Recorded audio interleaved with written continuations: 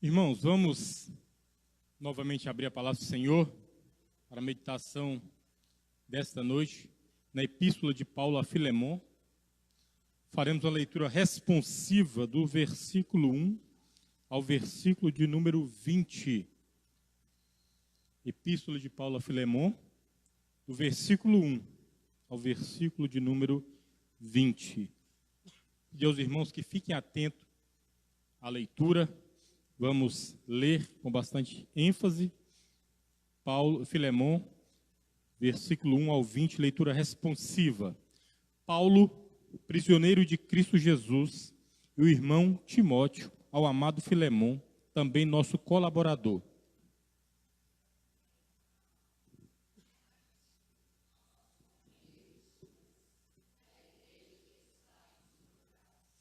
Graça e paz a vós outros, da parte de Deus, nosso Pai, e do Senhor Jesus Cristo.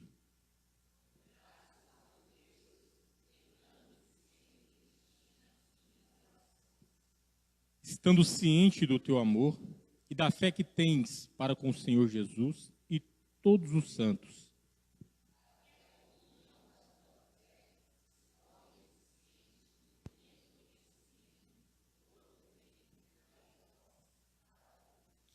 Pois, irmão, tive grande alegria e conforto no teu amor, porquanto o coração dos santos tem sido reanimado por teu intermédio.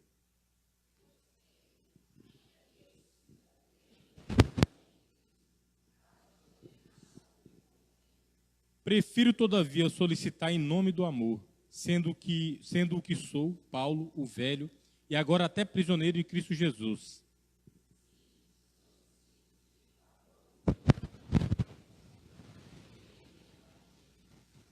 Ele antes te foi inútil, atualmente, porém, é útil a ti e a mim.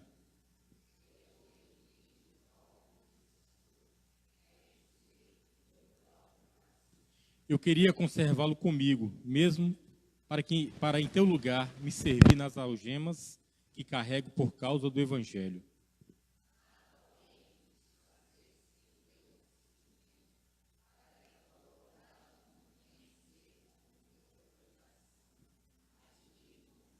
Pois acredito que ele veio a ser afastado de ti temporariamente, a fim de que o recebas para sempre.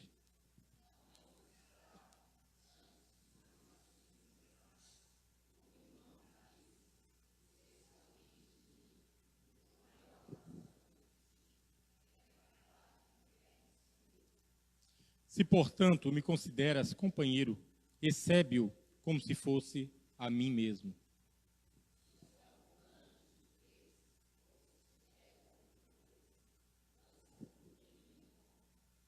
Eu, Paulo, de próprio punho, o escrevo.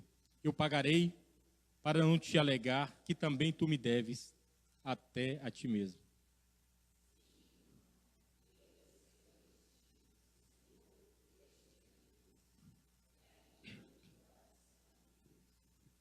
Amém. Vamos orar mais uma vez? Senhor, tua palavra está aberta. Nós somos limitados, ó Pai. Mas o teu Espírito é poderoso.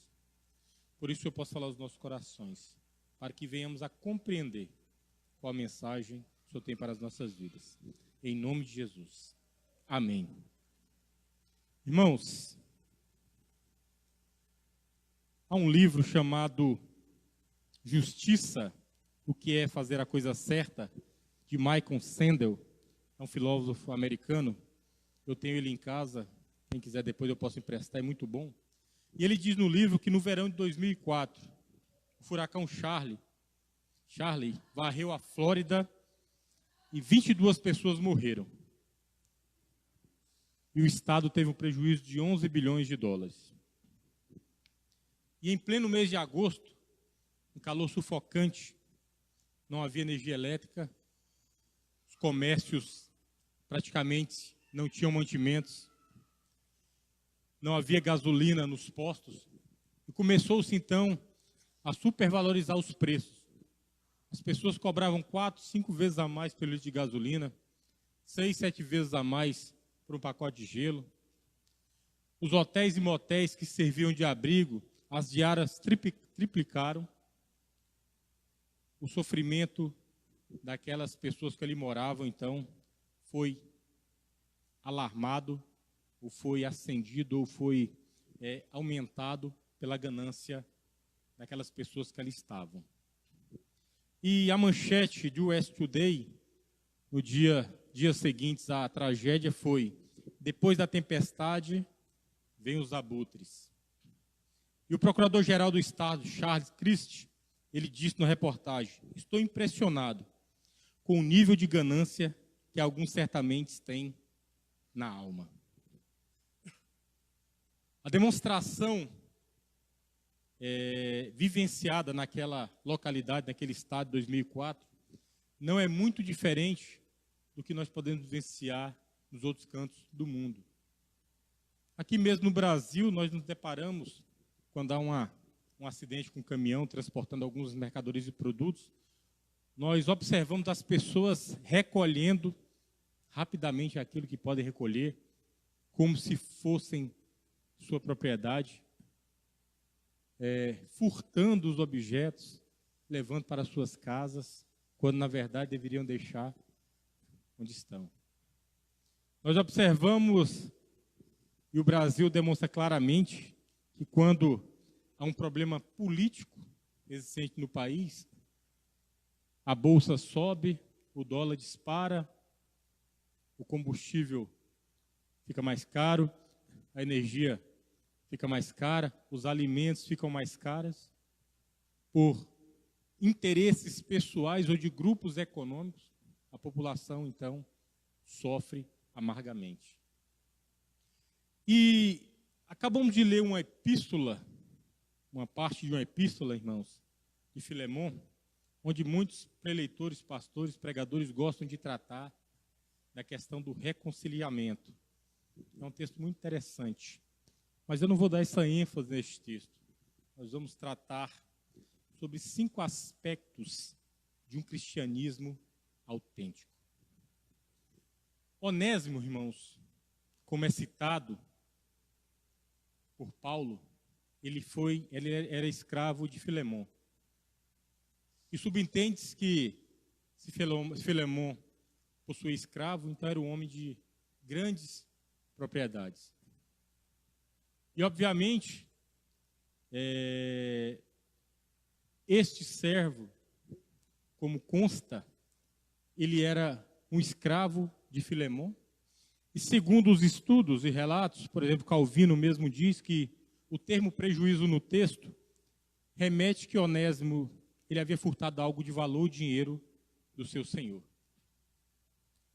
E então ele foi mandado para Roma, onde Paulo estava preso, no ano 60 da era cristã. E tanto Onésimo como Filemon era da igreja de Colossenses. Paulo cita lá em Colossenses capítulo 4. E ele, então, intercede por Onésimo. É interessante que o nome Onésimo, ele deriva do verbo onieme, que quer dizer tornar-se útil. Um servo que era inútil, como diz o apóstolo Paulo na trocadilha, e tornou-se útil. Irmãos, eu gostaria, à luz do texto, pedir à igreja que deixe o texto aberto, que nós observemos 5 aspectos dentro desse texto de um cristianismo verdadeiramente autêntico. Eu convido a igreja a observar nos versículos de número 10 e 11. Diz aí: sim, solicito-te em favor de meu filho Onésimo, que gerei entre algemas. Ele antes te foi inútil, atualmente, porém, é útil a ti e a mim. Nas palavras de Lutero, irmãos, ele diz que, de certo modo, todos nós somos onésimos, escravizados pelo pecado. Todos nós andávamos errantes, perdidos com sentença de condenação sobre nossas cabeças. Agora fomos encontrados, libertos e perdoados por intermédio dos méritos de Deus. O primeiro aspecto de um cristianismo autêntico, irmãos, verdadeiro, é a certeza de que nós estávamos perdidos, era a certeza de que nós éramos inúteis e agora fomos achados e somos úteis pela graça de Cristo Jesus. Isso nos dá a ideia, irmãos, de que nós não estamos em um patamar melhor do que nenhum irmão dentro da igreja e nem melhor do que as pessoas que estão fora da igreja. Porque se aqui estamos é pela graça e pela misericórdia do Senhor. E é mais ou menos essa ênfase que Paulo dá, irmãos, lá em Gálatas, capítulo 3, deixem, eu vou ler, versículo número 28. Ele mostra claramente: dessarte não pode haver judeu nem grego, nem escravo nem liberto, nem homem nem mulher, porque todos vós sois um em Cristo Jesus. E se sois de Cristo, também sois descendentes de Abraão e herdeiros segundo a promessa. O que Paulo fala aqui de forma clara, irmãos, que no âmbito do Evangelho, no âmbito da graça de Deus, no âmbito da mão redentora do Senhor, não há judeu, não há gentio, não há escravo, não há senhor, não há homem, não há mulher. Todos nos colocamos de forma igual diante do Senhor. E a sua misericórdia e o seu amor é que nos fez úteis para a causa do Evangelho. E é interessante, irmãos, se entendermos isso aqui, nós vamos compreender tudo aquilo que foi pregado no retiro da igreja. A unidade da igreja. Nos colocarmos como úteis à igreja do Senhor. Não há espaço para revanchismo, para soberba, não há espaço para egocentrismo, não há espaço para o que eu acho, mas há espaço para a verdade do Evangelho. E a verdade do Evangelho é só uma. Toda honra, toda graça, todo poder pertencem unicamente ao Senhor. Éramos onésimos, éramos inúteis, mas o Senhor nos fez úteis para o bem do seu Evangelho. Irmãos, nós precisamos agradecer ao Senhor. Nós precisamos honrar o nome do Senhor, porque Deus, Ele nos buscou. Éramos escravos do pecado, estávamos debaixo do peso da lei, mas o Senhor nos buscou e nos libertou. E assim como Onésimo, passamos a ser útil para a igreja do Senhor, para a pregação do Evangelho de Deus. Amém? Segundo aspecto, irmãos, versículo de número 10. Sim, solicito-te, continuando no mesmo versículo, em favor de meu filho Onésimo, que gerei entre algemas. Só repetindo, irmãos, na época, o pastor Isaías tem mais conhecimento que eu, mas estimava-se que na época do Império Romano, no ano 60, havia cerca de 60 milhões de escravos dentro do Império Romano. Cada escravo custava cerca de 500 a 50 mil denários. E eram tratados como animais. Não havia piedade, não havia misericórdia. E aprove ao Senhor que Onésimo, preso em Roma, se encontrasse com Paulo em sua prisão. A perspectiva mais impossível do ponto de vista humano. Nós não temos, a Bíblia não dá detalhes, irmãos, de como se deu o encontro. Se Onésimo com certeza conhecia Paulo, pelo que a gente pode ler em Colossenses, mas não sabemos se foi colocado ou se ele buscou o apóstolo Paulo, se ele o procurou na prisão, se foi um encontro sem nenhum tipo de programação, não há detalhes. A questão é que há providência de Deus. Agiu em favor de Onésimo. E a segunda característica, irmãos, que eu gostaria de tratar de um cristianismo verdadeiro, é que a providência de Deus direciona as nossas vidas e as nossas existências. O termo providência, ele não é citado na Bíblia. Mas providência, irmãos, quer dizer a mão do Senhor, o agir do Senhor. Deus sendo tratado como governador absoluto da terra, Senhor absoluto, inclusive dos ímpios. E a providência do Senhor nos faz esperar nele, descansar nele, confiar nele, sabendo que não há prisão, não há imposição de pena, não há muro, não há nada que possa segurar a mão do Senhor. Nada que possa impedir o Senhor de agir, irmãos. Não há nenhum obstáculo capaz de parar a providência do Senhor. E crer na providência, irmãos, é descansar em Deus.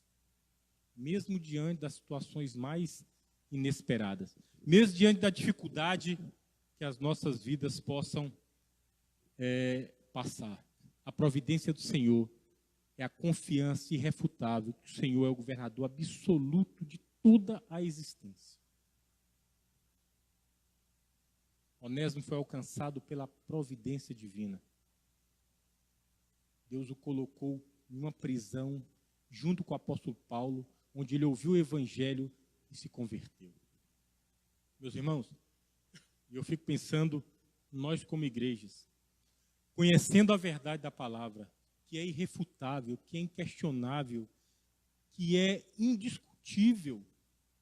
Muitas vezes, nós perdemos muito tempo discutindo estratégia,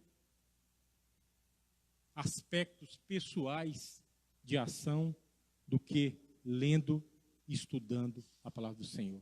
Muitas vezes nós discutimos tolices, ao invés de descansarmos na providência de Deus. Porque, irmãos, não é o linguajar, não é o estilo, não é a roupa, não é o papo que vai modificar o coração do homem, mas é a palavra do Senhor verdadeiramente pregada.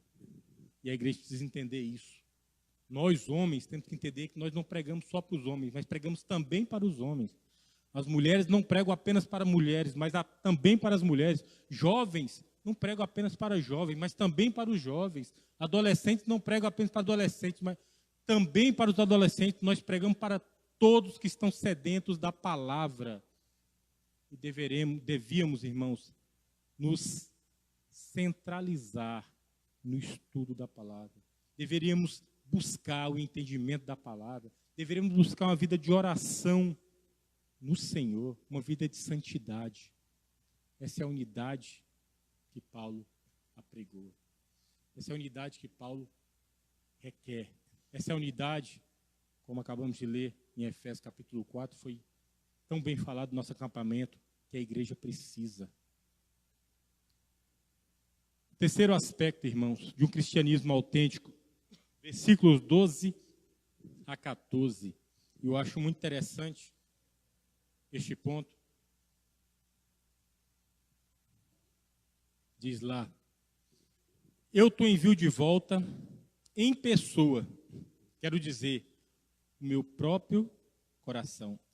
Eu queria conservá-lo comigo mesmo, para que em teu lugar me servir nas algemas que carrego por causa do Evangelho. Paulo então escreve a Filemon que envia Onésimo para ele e pede então que ele o receba com todo amor. E Paulo diz mais, que gostaria que ele permanecesse com ele, para que o ajudasse no trabalho do Evangelho. Irmãos, o terceiro aspecto de um cristianismo autêntico é que as Escrituras nos ensinam que depois de convertido, nós precisamos olhar os nossos erros, encarar os nossos erros. Nós precisamos enfrentar os nossos equívocos.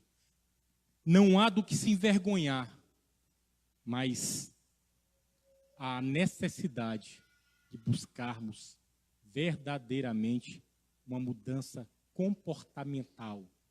Paulo mandou Onésimo para que ele encarasse o seu Senhor, para que ele também lhe pedisse desculpa pelo seu erro, para que ele agisse de forma totalmente diferente do que ele havia agido até então, meus irmãos.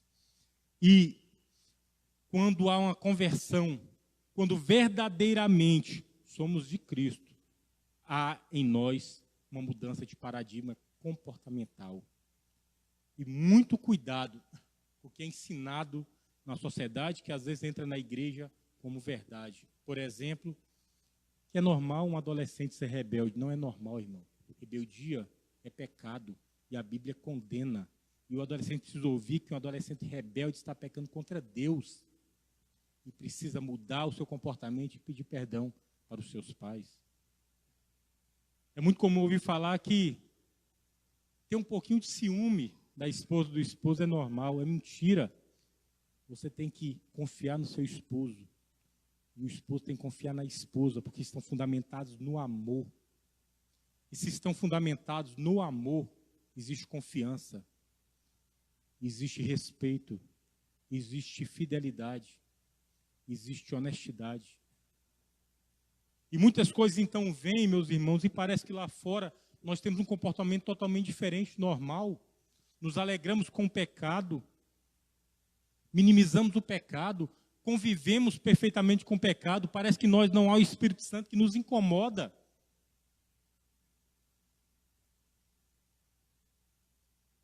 Anteontem mesmo estava no aniversário de parentes,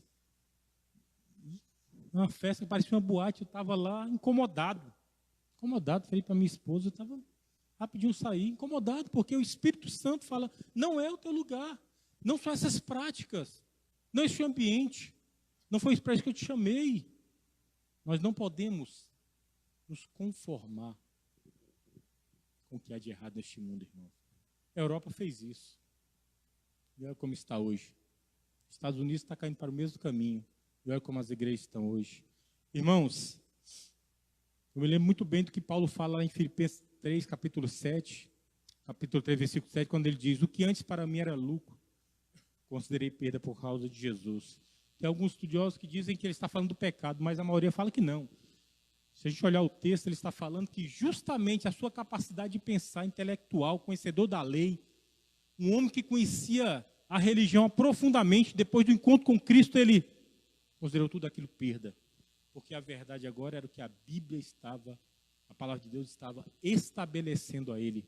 A verdade agora era o que Cristo havia dito na sua vida. Então, tudo aquilo que ele achava que era fundamento da sua vida, alicerce da sua vida, sustento da sua vida, ele considerou perda por causa de Jesus. E o seu comportamento, então, foi outro. Um homem que deixou de oprimir para ser oprimido. Um homem que deixou de perseguidor passou a ser perseguido. Um homem que de opressor passa a ser oprimido. Um homem que esculhambava a igreja do Senhor começou a ser esculhambado por servir a igreja e ao evangelho. Irmãos, um verdadeiro cristianismo, ele tem que haver uma mudança de paradigma.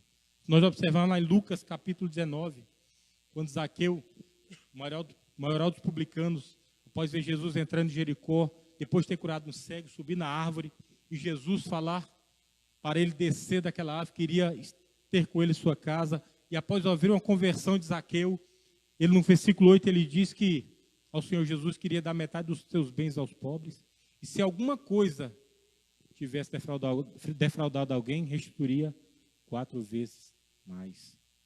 Depois do encontro que ele teve com Cristo, irmãos, o seu comportamento foi outro. As suas atitudes foram outras. Não mais aquele homem obcecado pelo dinheiro, pelo poder, mas um homem disposto a repartir, um homem disposto a restituir aquilo que podia ter sido tirado de alguém. Um homem que entendia agora o senso de justiça divino. Um homem que buscava um comportamento diferente, um comportamento aprovado por Deus. Nós precisamos, irmãos, fora das 4 paredes, demonstrar que somos verdadeiramente cristãos, com a vida comportamental diferenciada, balizada e sustentada na palavra do Senhor. Amém? Quarto aspecto.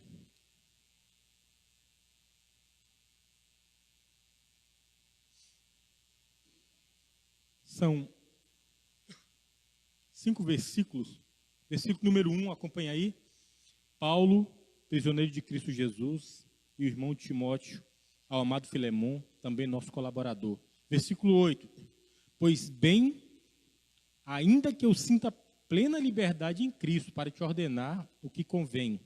Versículo 9, prefiro todavia solicitar em nome do amor, sendo o que sou, Paulo, o velho, e agora até prisioneiro de Cristo Jesus. Versículo 14, nada, porém, quis fazer sem o teu consentimento, para que a tua bondade não venha a ser como que por obrigação, mas de livre vontade. Versículo 19, eu, Paulo, de próprio punho, o escrevo.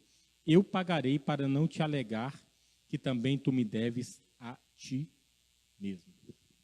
O quarto aspecto, meus irmãos, de um cristianismo autêntico, eu gostaria de trazer as palavras aqui do pastor Hernandes Dias Lopes, abre aspas, você nunca é tão grande quando você é humilde. O quarto aspecto de um cristianismo autêntico, irmãos, é a humildade. Mas a humildade na raiz da sua palavra. Mateus 5,3 diz, bem-aventurados os humildes de espírito, porque deles é o reino dos céus. E a palavra grega, humilde, tem duas vertentes, que é penês, nesse caso a pessoa é pobre, mas tem o suficiente para as necessidades básicas, e pitocos, que a pessoa é pobre e não tem absolutamente nada.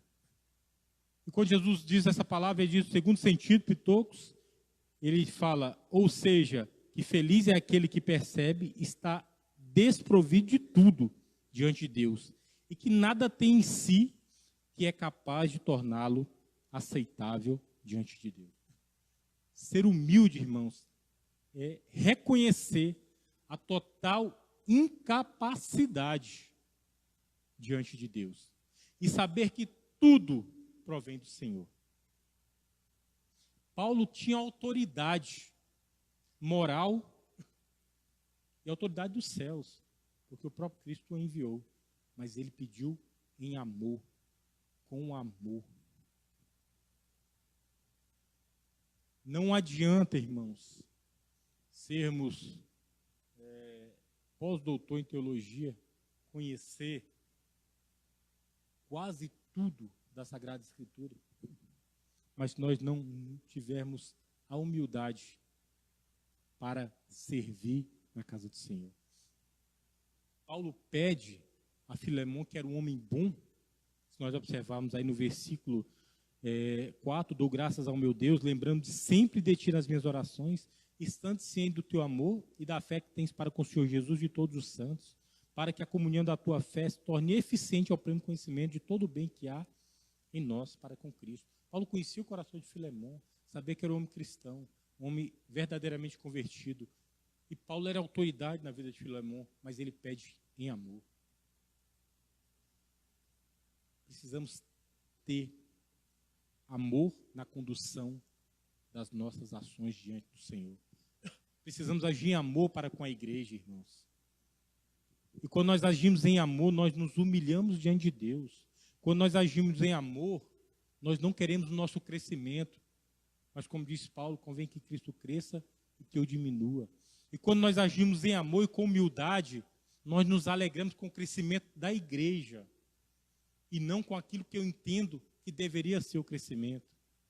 Quando nós nos colocamos em amor ao trabalho, nós permitimos que verdadeiramente a igreja ela seja conduzida pela autoridade da palavra do Senhor. Que não é espaço para aquilo que eu penso, que eu desejo, que eu quero, mas é espaço para o que a palavra diz como verdade nas nossas vidas e para o crescimento da igreja do Senhor. Irmãos, bem-aventurado os humildes. Bem-aventurado aqueles que dependem de Deus em tudo. Bem-aventurado aqueles que não se acham melhores do que ninguém. Bem-aventurados aqueles que reconhecem que o Senhor Deus provê todas as nossas necessidades, nos capacita em todas as nossas em todas as situações das nossas vidas. Amém? O quinto aspecto e último, irmão, versículo de 5 a 7 e o versículo 21. Diz aí, versículo 5 a 7. Estando ciente do teu amor e da fé que tens para com o Senhor Jesus e todos os santos, para que a comunhão da tua fé se torne eficiente no pleno conhecimento de todo o bem que há em nós, para com Cristo. Pois, irmão, tive grande alegria e conforto no teu amor, porquanto o coração dos santos tem sido reanimado por teu intermédio. Versículo 21 diz: certo como eu estou da tua obediência, eu te escrevo sabendo que farás mais do que eu estou pedindo. Como eu disse agora há pouco, irmãos, Paulo conhecia o coração de Filemão. Ele sabia que Filemão iria receber Onésimo. Ele sabia que ele iria perdoar. Ele sabia que ele haveria de ler a sua carta e recebê-la com amor. Mas ele diz mais, aí no versículo 21 ele fala: certo como estou da tua obediência. Ele sabia que Filemão era obediente ao Senhor, obediente à palavra, sabendo que farás mais do que estou pedindo. A quinta e última verdade, irmão, o último aspecto de um cristianismo autêntico é que o cristianismo, ele nos tira da zona de conforto e nos faz ir além. Eu fico muito preocupado, irmão, com crentes, com presbiterianos relapsos. Presbiterianos que não leem a palavra, que não estudam, presbiterianos que não conhecem a doutrina da igreja. É triste saber que tem irmãos que vêm de outras igrejas e já são mais conhecedores do que muitos presbiterianos sobre a própria doutrina da igreja. Pessoas que têm buscado um crescimento dia a dia porque não querem ficar naquela zona de conforto. Sou calvinista, conheço bem os princípios calvinistas, conheço os 5 pontos do calvinismo, conheço a predestinação, sei que jamais saí nessas igrejas loucas por aí. Isso basta, isso não basta. Paulo falou para Filemão que sabia que ele faria mais. E nós precisamos, irmãos, ter essa verdade nas nossas vidas. Nós precisamos ir além. Nós precisamos oferecer mais à igreja. Nós precisamos dedicar mais. Nós não podemos ser preguiçosos no trabalho, na obra do Senhor. Não podemos fazer a obra de forma relaxada. Não podemos ir para os trabalhos reclamando, porque estamos servindo ao Deus verdadeiro, ao nosso Deus que é Senhor e Salvador. Quando verdadeiramente a conversão, irmãos, a amor à igreja, nós lutamos por unidade. Nós não lutamos para dividir.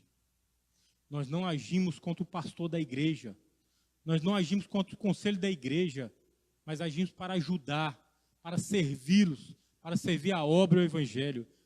Quando verdadeiramente a conversão, irmãos, a submissão à palavra e a preservação das doutrinas basilares.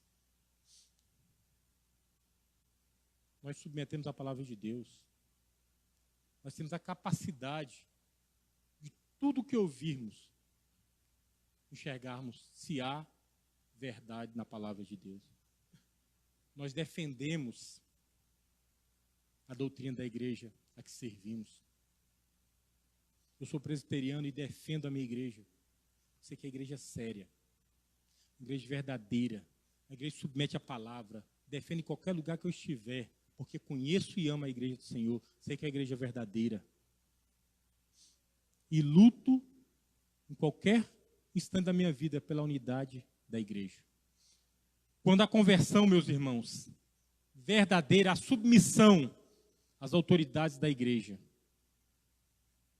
Quando verdadeiramente somos cristãos, nós nos submetemos ao pastor, que é o anjo do Senhor nesta igreja. Nós nos submetemos ao conselho da igreja, porque foram homens escolhidos pelo Senhor. Nós nos submetemos à liderança da igreja, porque o nosso dever não é favor.